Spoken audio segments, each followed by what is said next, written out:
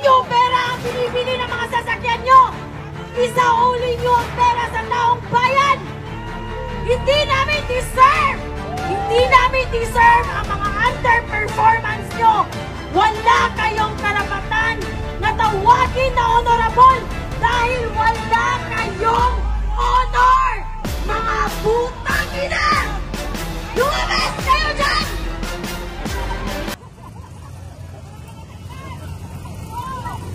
Sana hindi na kayo tumakbo. Kung tumakbo lang kayo para punuin ang mga bulsa nyo, nakakahiya kayo. The world is watching. And this is the kind of Filipinos that we are putting on the front line. Nakakahiya kayo. Dinudungisan nyo ang pagiging Filipino ng Pilipinas. Mga putang ina kayo! Lumabas kayo dyan! Kayo!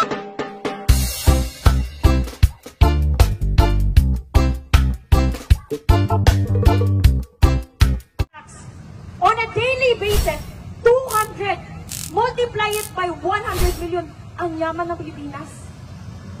Pero wala tayong pera! Dahil makakapal ang mukha nyo dyan sa Kongreso! Lumabas kayo! Mga putang ina nyo!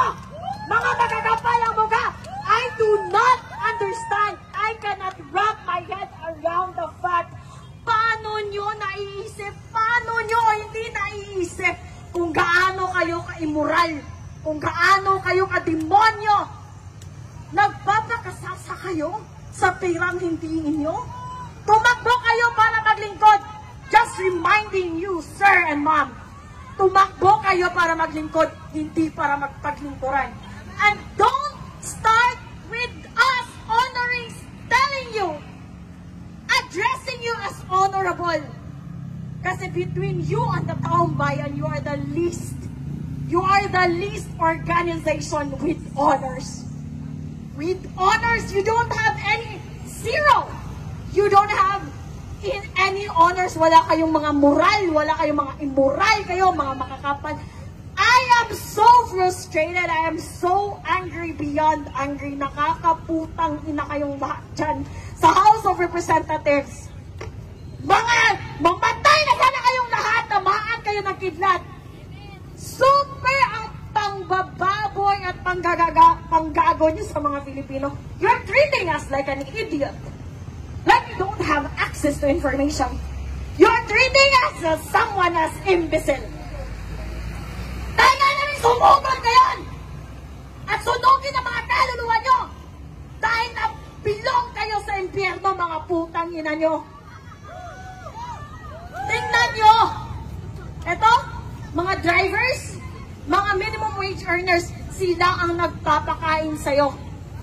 Nagpapakain, kami ang nagpa-fund ng lifestyle nyo.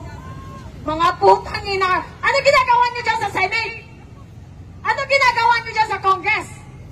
Are you just doing log in and log out and that's it? No! We demand that you work.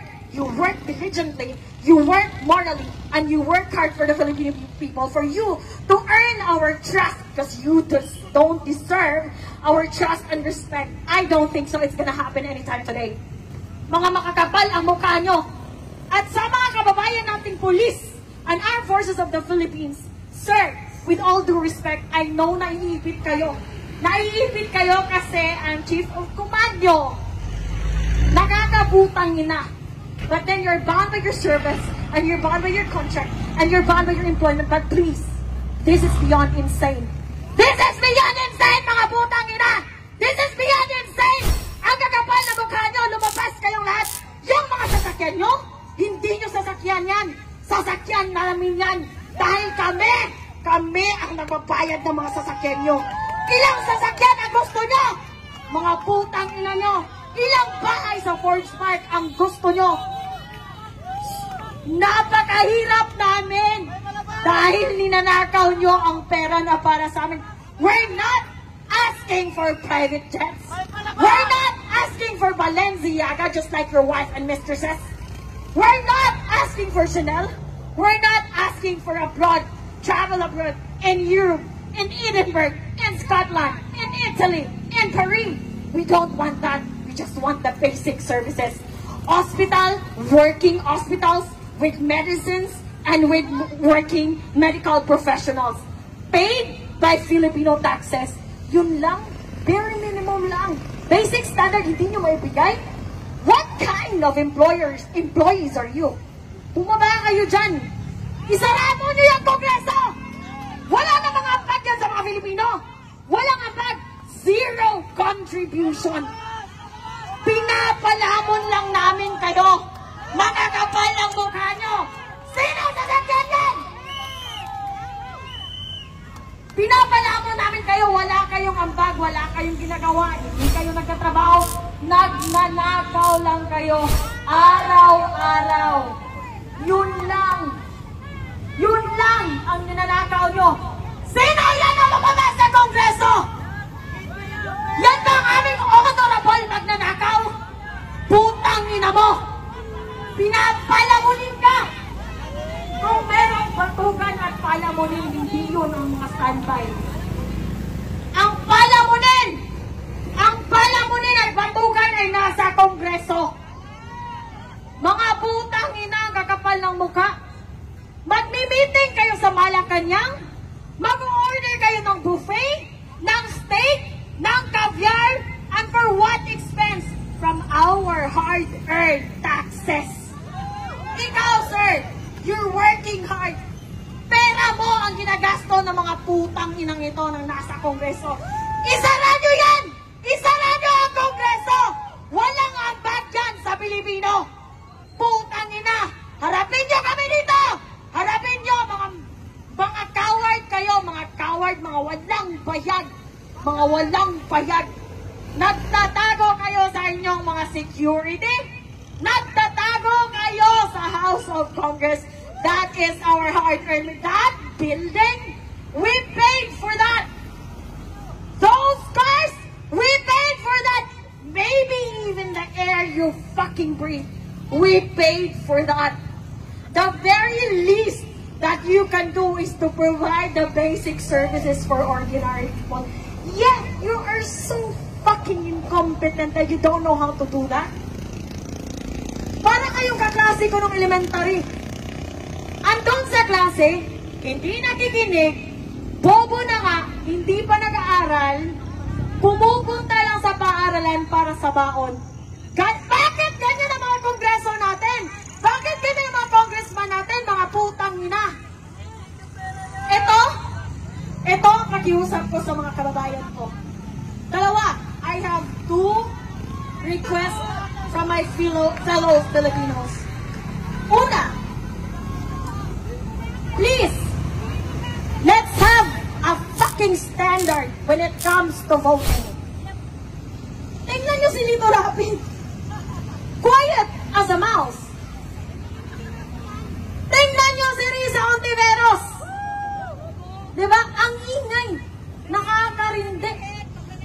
Pero flood control projects, she's quiet as a fucking mouse. Eh?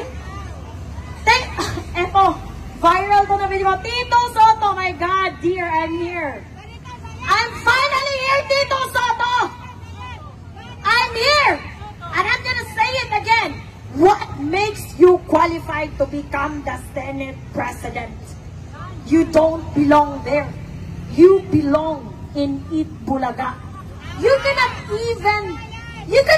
even create a simple, cohesive, concise introduction. How are you gonna enforce, amend, approve laws? Being a politician is very technical.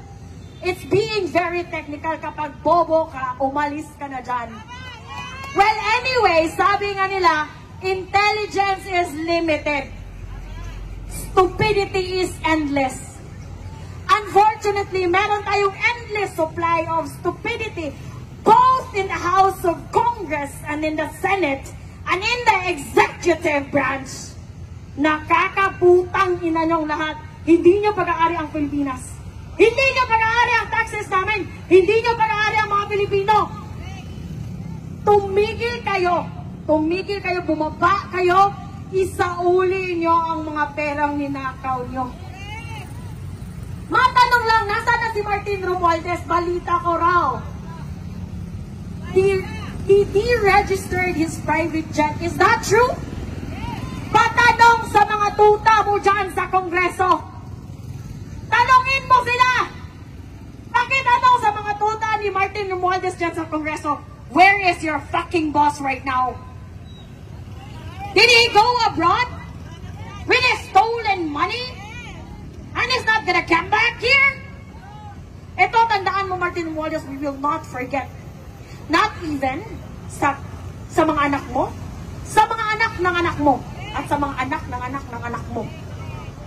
It will be an awesome reminder of the dark history of the Philippines that once upon a time, we have a lame duck sitting idiot president controlled by this evil House Speaker Martin Romualdez, aided and supported by his mini crocodiles at the House of Congress,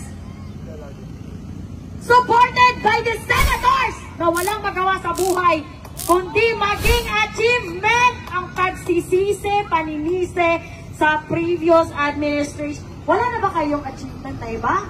Yun lang? Ganon kayo ka-incompetent? Like even a simple person, ordinary person can see through all your evil intentions.